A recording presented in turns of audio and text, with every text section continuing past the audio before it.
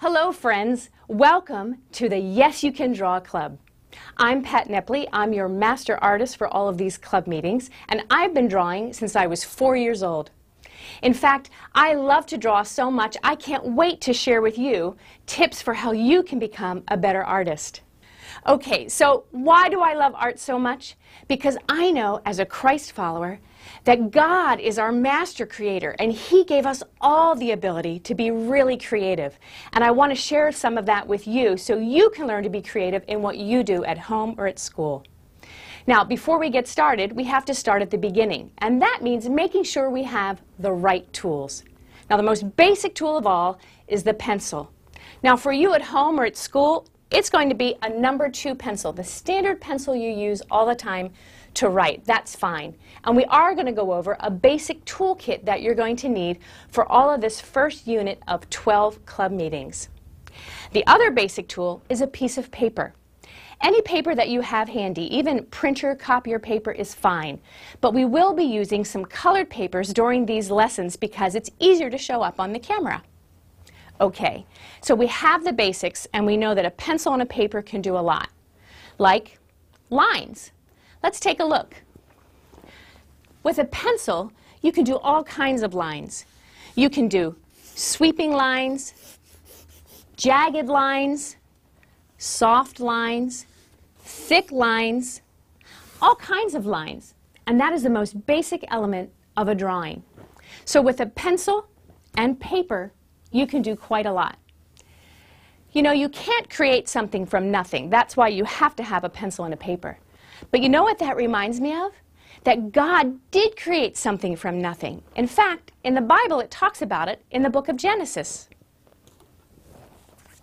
Right at the very beginning of the Bible, it says in Genesis 1, verses 1 through 3, "In the beginning, God created the heavens and the earth.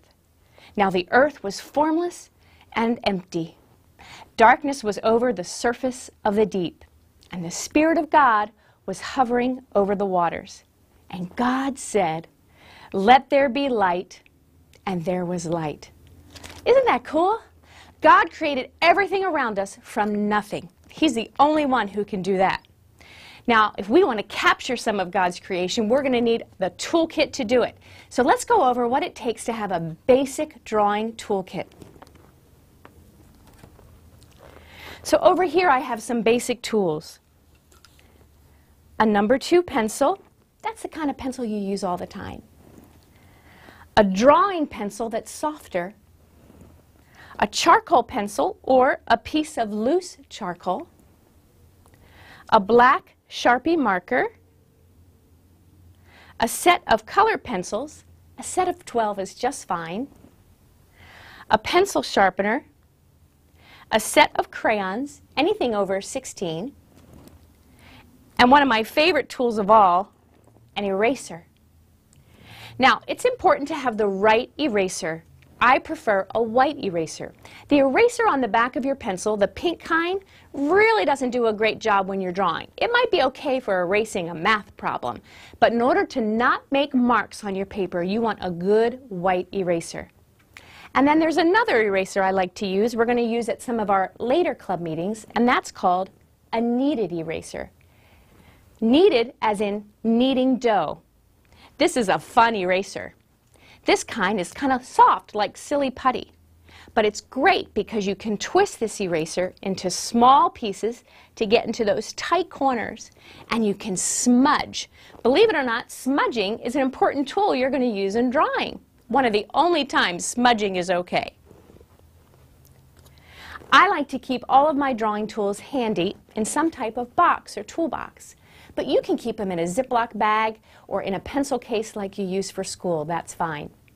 Now you want to have your drawing tools ready so that anytime you feel like drawing or practicing one of our exercises we're going to be talking about, you'll have all your tools handy.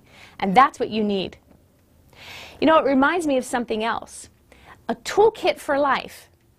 We have tools for all kinds of special projects. Maybe at home you've helped mom or dad with a project and you had to have a hammer and a wrench or maybe a screwdriver to put together something in your room.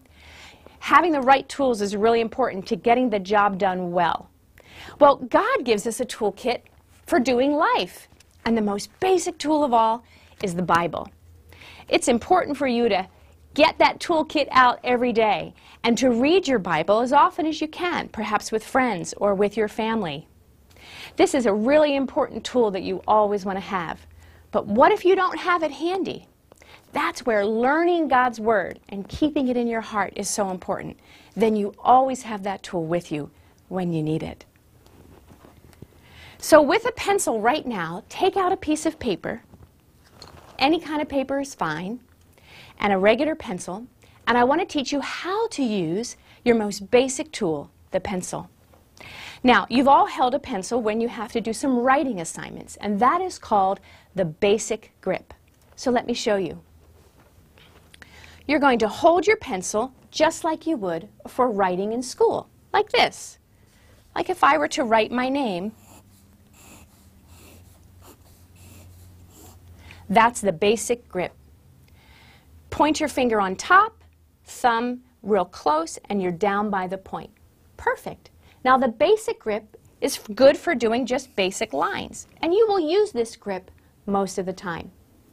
Now, there's another grip for drawing that is important when you're going to shade, and that means when you're filling in large areas, and that's called the overhand grip. So let me explain to you what the overhand grip looks like. Pretend that this pencil is a handlebar or a monkey bar in the playground. Hold it out with your opposite hand. Now, I'm right-handed, so my right hand is what I'm going to use to grab. If you're left-handed, you'll just do the opposite.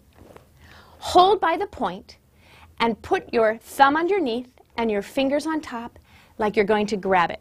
Like this. Great. Now, slide your pointer finger down to the point. Take away your holding arm. That's how you hold for the overhand grip. And let me show you. That's so that you can shade with the side of your pencil. So let's practice both. With your basic grip right now, just draw a shape. I'm just going to do a circle. Any shape is fine. Now switch to the overhand grip, like this. Good job. Now with the overhand grip, push your pointer finger near where the lead of the pencil is, and you're going to shade in. Nice and light and nice and even. Boys and girls, this is something that you're going to practice a lot, understanding how much pressure to use in order to get the right impact with your pencil. So using my overhand grip, I'm going to shade lightly in my shape. Now, if I were to press harder, it's going to be darker. Do you see that? And as I release my pressure, it's going to be lighter. Let me give you another great tip. Sometimes boys and girls have a hard time keeping their drawing pencil light. It's really important to keep your marks light because you want to be able to erase. Has that ever happened to you? You've done a problem or written something and you really know you need to erase it, and you go to erase it and it just doesn't come up because the marks are too dark. So that's something I want you to practice before we meet for our next club meeting. Writing and shading with your pencil, keeping your lines light. So here's the tip. To keep your lines light, keep your fingertips away from the point. So if you like to press hard, slide the pencil point away from where your fingertips are, and it's harder to put as much pressure. And that's how you can keep your lines light. Okay, that's all we have time for today in our very first club meeting. I hope you understand that it's so important to have the right tools to do the right job. So get your drawing toolkit ready before we meet again. And you know how to hold a pencil in the basic grip and in the overhand grip so that you're ready for anything we do at these club meetings. See you next time.